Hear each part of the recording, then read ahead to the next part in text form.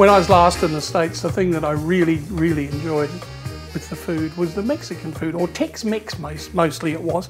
And what I loved about it was the flavours. Everything had so much flavour. Now, I'm not knocking some of our Mexican restaurants in Australia, but a lot of them, the food doesn't have a lot of flavour. They give you a bottle of American chili sauce. You're supposed to liberally put that over, but the food itself should have the flavour. And if you want to add a little bit more, you add the chili sauce.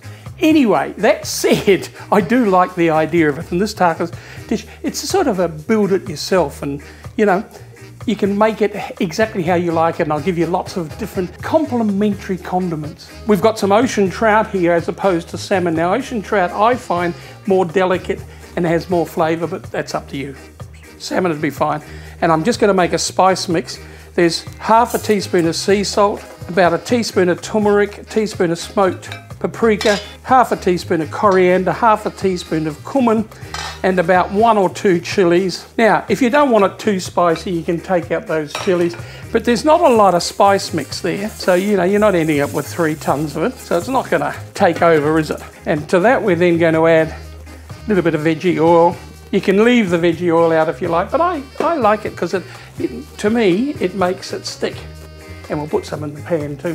You do it on a grill, you can do it on a barbecue. I don't care, guys, it's up to you. And then both sides of the ocean trout. Now this is for, I would say, a couple, to be honest, guys.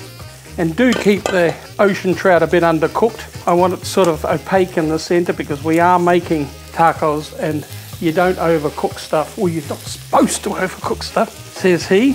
Alrighty, looking good. I've got it quite hot there because I want it to sear on the outside, so we end up with a really nice, not a blackened result, but you know, just the spice mix is really good in it. The other thing is I'm making a salsa, and I'm making a pineapple salsa. So I've charred some pineapple there, fresh please, and then I've cut it really into some pretty thin slices. To that I'm then going to add a couple of spring onions, about 4 or 5 tomatoes cut and quarter, and a habanero chili. Now the chili's up to you guys.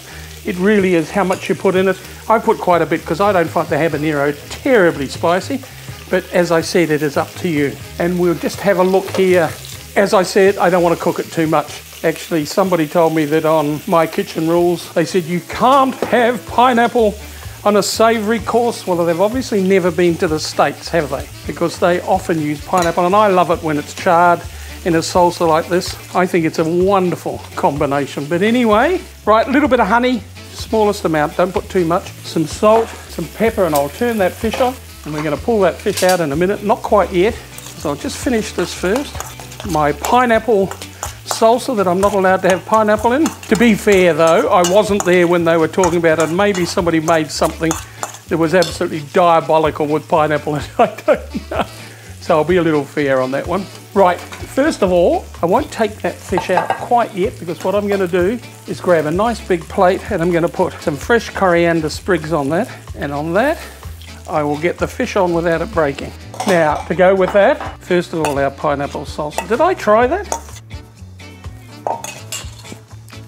Oh. See, I cooked that in a hot pan, so it's got a lovely charred flavour.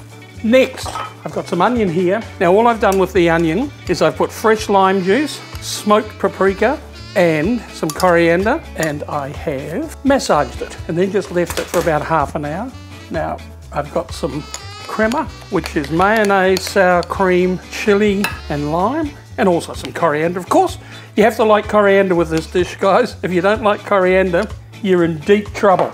Last but not least, which is optional, I'm just going to add a bit of avocado.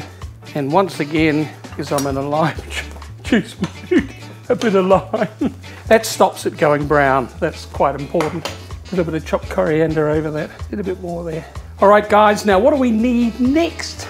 We need some tortillas, though. Surprise, surprise. What have I got in the oven? You can do it on the grill. You can do it in a pan.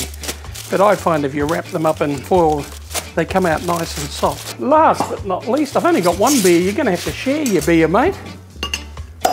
And guess what we're putting in our beer? It is a Corona. So what we need is a nice wedge of lime. And there we have A great party dish. This would be wonderful for a party. You can make it as big or as small as you like. But as I said, that's enough for about 2. There's plenty of tortillas. There's a beer there to go along with it. There should have been half a dozen, I reckon.